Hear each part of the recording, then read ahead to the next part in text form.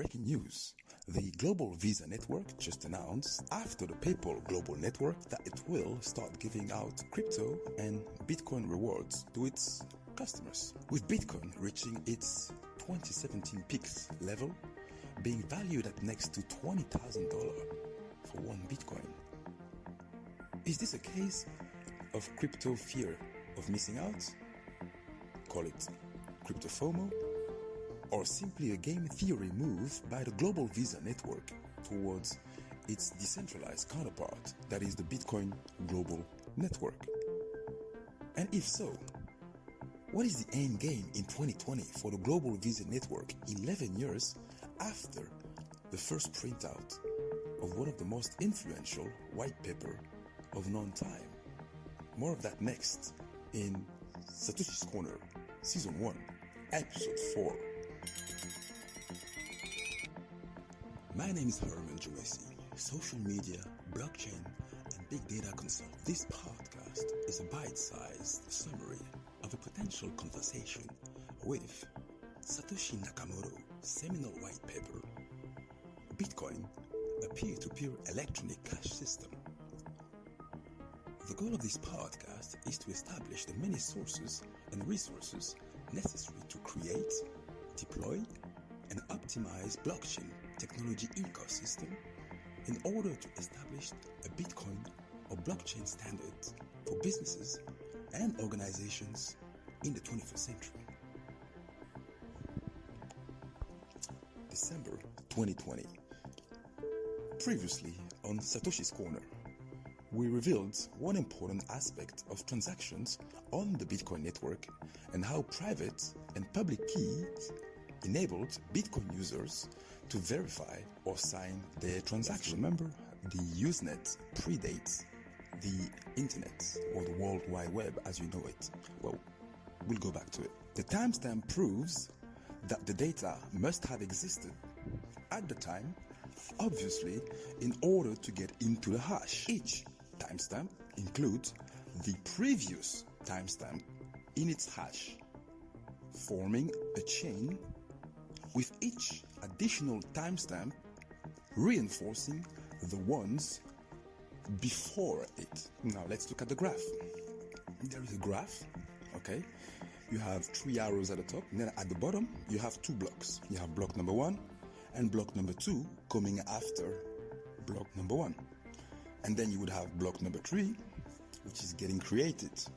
So you would have the information coming from the previous block, okay, now meeting the information of block number 1, and then of course hashing it into a new set of data, which itself will meet again with the information from block number 2 and create a new hash, and then all of that information will now go into forming block number 3. All right, so that's the idea of the chain, because all the blocks are linked together. In the second part of this reading,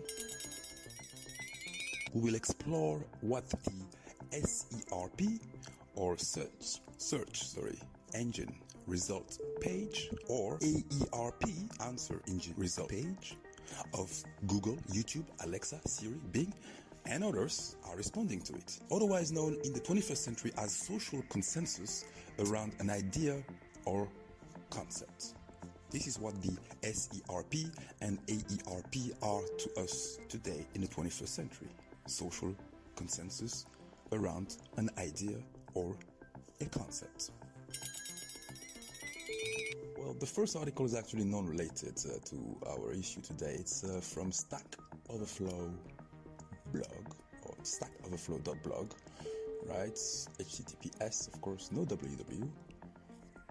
It's written by Tommy Meister.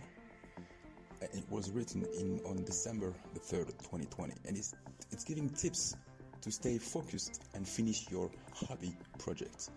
It's a very interesting issue here, because that makes you understand also how hard it is to get a project off the ground, and especially when you look at project like our project here, the Bitcoin project. It has a very interesting graph where, you know, when you plan a project, you plan to go from step A to step B. And the way you plan it in your head, in a rational way, it's always, in straight lines, right? But actually, the reality of how you get there is never in straight line. It's always in a S line, or almost, should I say, a snake line, right? Because you're going to go up and down and forward and backward, and you're going to stop, and then you're going to start again, and then maybe at some point you're going to go in straight line, and then you're going to stop again, and then you're going to go up and down, and at some point you'll get to step B. And that's the reality of most projects. No project actually ends up being done in straight line. So of course he gives you a few tips, like preparing for roadblocks, okay, coming up with a working prototype as quickly as you can. He said publish your working beta. All right, never take a long break. Enjoy the process, of course. So that's really how you master this skill of finishing a hobby project. And the biggest hobby project of all, has to be this Bitcoin project. And how did the original Satoshi team actually manage to pull this off is just something out of this world. The second article, of course, is from Wikipedia. I will never ever recommend Wikipedia for a source for any kind of information. However, from time to time you do find gems on it. So, if the information is good, and I've read the whole document, it looks good, then, you might as well use it. It's available, let's use it, and it's free. Okay, Wikipedia.org, right? That's the website. Trusted timestamping. Trusted timestamping is the process of securely keeping track of the creation and modification time of a document. Security here means that no one, not even the owner of the document, should be able to change it once it has been recorded, provided that the timestamper's integrity is never compromised.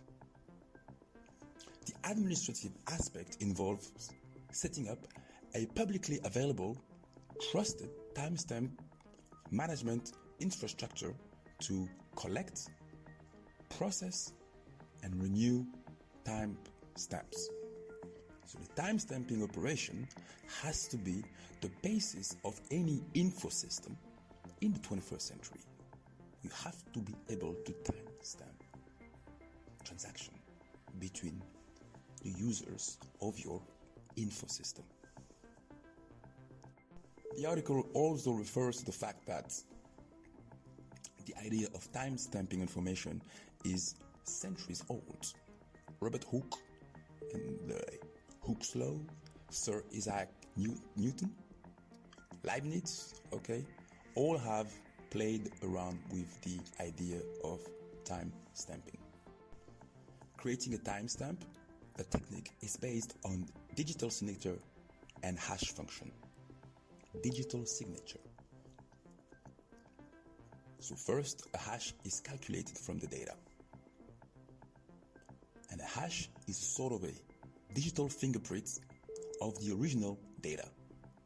A string of bits that is practically impossible to duplicate with any other set of data. If the original data is changed, then this will result in a completely different hash. We talk about censorship resistance there. Decentralized timestamping on the blockchain. With the advance of cryptocurrencies like Bitcoin, it has become possible to get some level of secure timestamp accuracy in a decentralized and tamper-proof manner. Digital data can be hashed, and the hash can be incorporated into a transaction stored in the blockchain, which serves as evidence of the time at which that data existed. For proof-of-work blockchains, the security derives from the tremendous amount of computational effort performed after the hash was submitted to the blockchain. Tampering with the timestamp would require more computational resources than the rest of the network combined, and cannot be done unnoticed in an actively defended blockchain.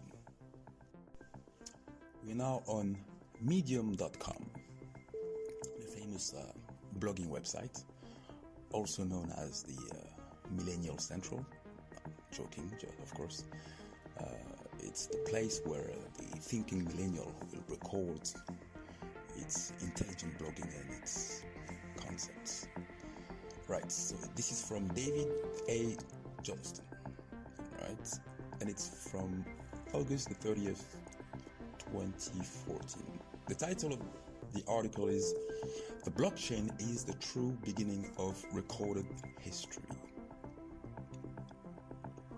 So David says that since the beginning of mankind, information and history has been recorded on paper.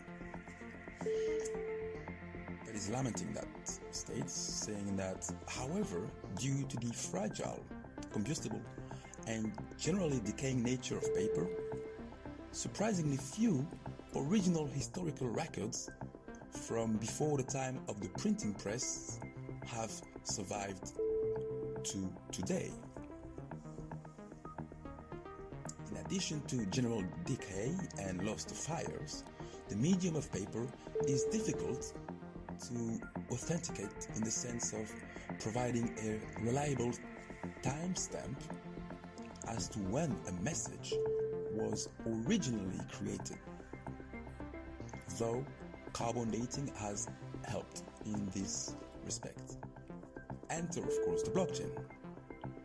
On January the 3rd, 2009, the Bitcoin blockchain began confirming blocks of transaction, starting, of course, with the Genesis block, on its decentralized network of nodes. That day, for the first time in the whole of human history, a truly persistent and immutable ledger of records began operating.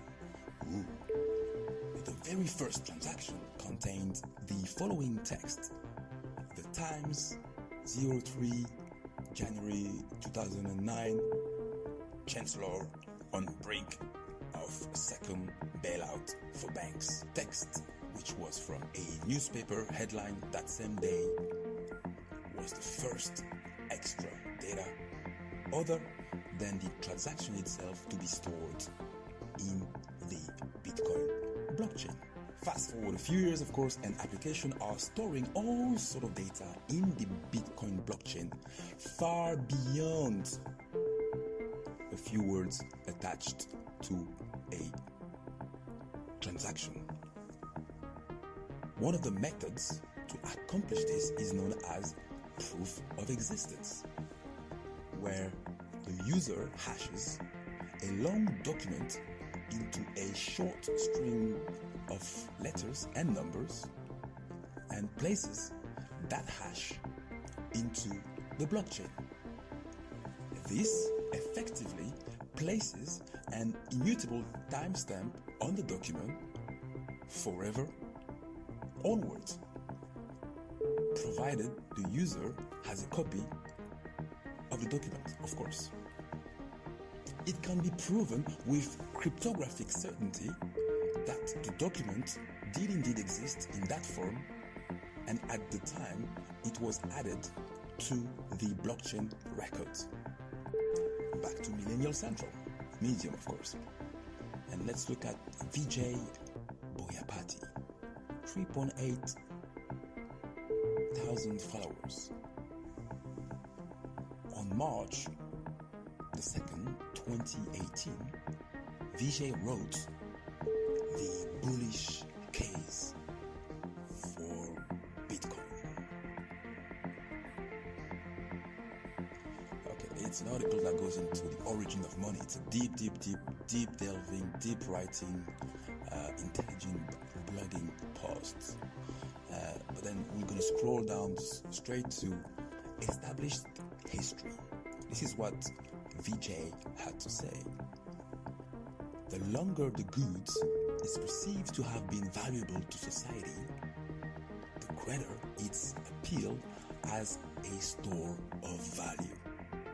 A long-established store of value will be hard to displace by a new upstart, except by force of conquest, or if the arrivist is endowed with a significant advantage among the other attributes listed above, which are scarcity, divisibility, verifiable, fungible, portable, and durable.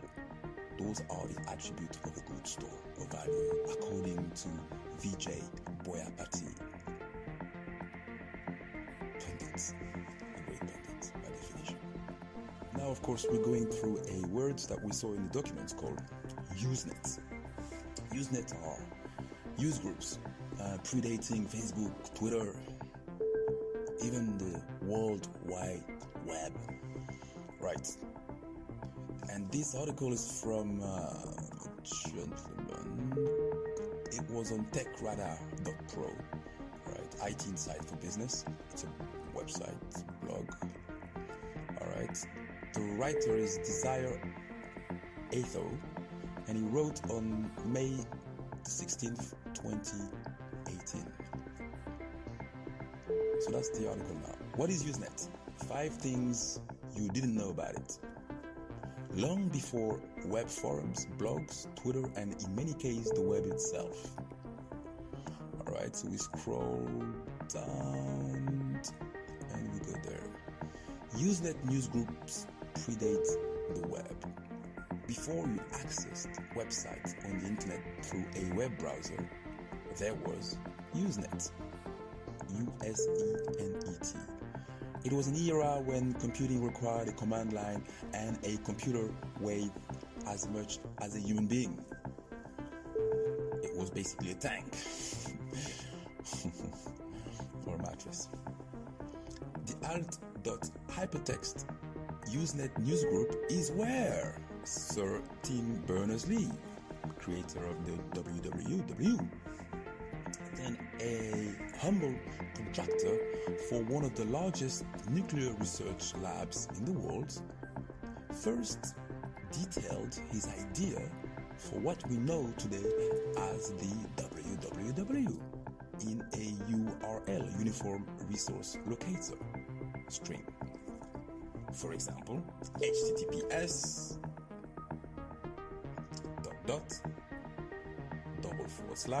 www.techradar.com. His initial internet project, appropriately called World Wide Web, aimed to help employees at the European Organization for Nuclear Research share data with one another instantly. On August 6, 1991, at 3 o'clock GMT, he wrote, "The World Wide Web project aims to allow links to be made to any information anywhere. Anywhere, anytime, any place. The address format includes an access method, namespace, and for most namespace, a hostname and some sort of path." Usenet was, of course, originally designed for academia and then became the home for many web culture reference. So you could expect the Satoshi group to be quite active on Usenet. And of course, Usenet was text only until the late 90s, and then it became videos and image. And despite vintage packaging, Usenet is here to stay. He described Usenet as the Fight Club. The first rule of the Fight Club is you do not talk about a Fight Club, so you don't talk about Usenet. The second rule of the Fight Club is you do not talk about a Fight Club. So you do not talk about Usenet, and you tell people that Usenet doesn't exist anymore. That it's a dead network. Don't go there. There's nothing for you to learn from that space. And the third rule of the Fight Club is do not speak about a Fight Club. So the third rule of the Usenet is you will definitely never invite anyone to come and join the Usenet. That's my interpretation, of course, but you get the gist. It's a secret place. I will also advise you to read this article, The Andela Way, by Dennis Juma, on October the 15th, 2018, and it's about demystifying the M-Pesa API, Lipana M-Pesa online payment.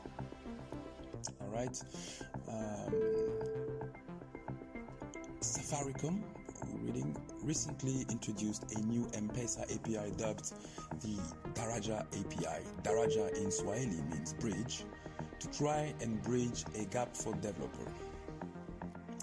There was a problem with the ability to integrate the API, the M-Pesa API, especially if you were a vendor, or if you were if you are trying, let's say, to sell your goods via a website or an online shop.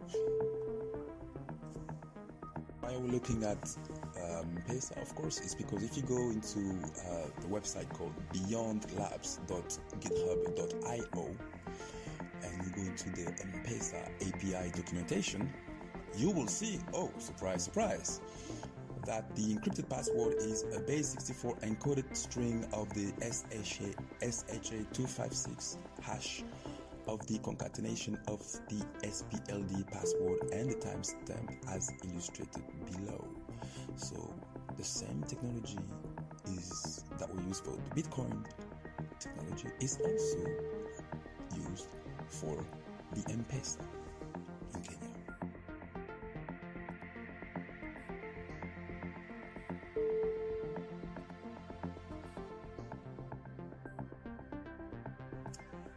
Just to finish this podcast, of course, and we mentioned, of course, the game theory move by Visa versus the Visa Global Network versus the Bitcoin Global Network.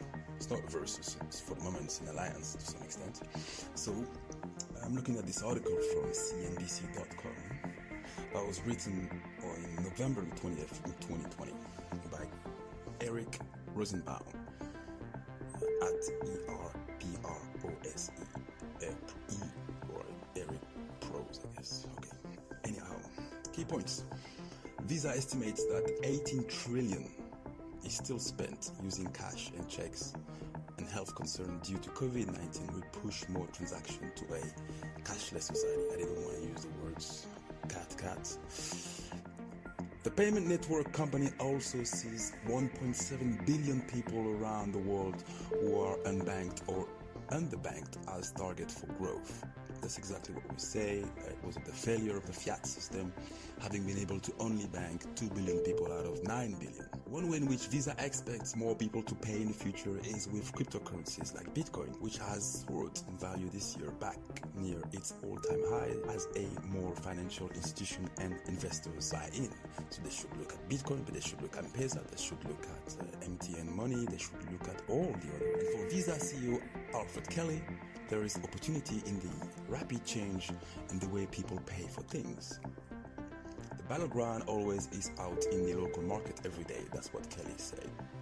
Of course, Visa paid a company called Plaid, a crypto actor. It's usually something we will see a lot, right? We will see big established legacy business buying actually startup in the crypto space in order to enter the crypto space. So Plaid sits between 11,000 financial institutions in the US and 2,700 fintech developers, facilitating the movement of data.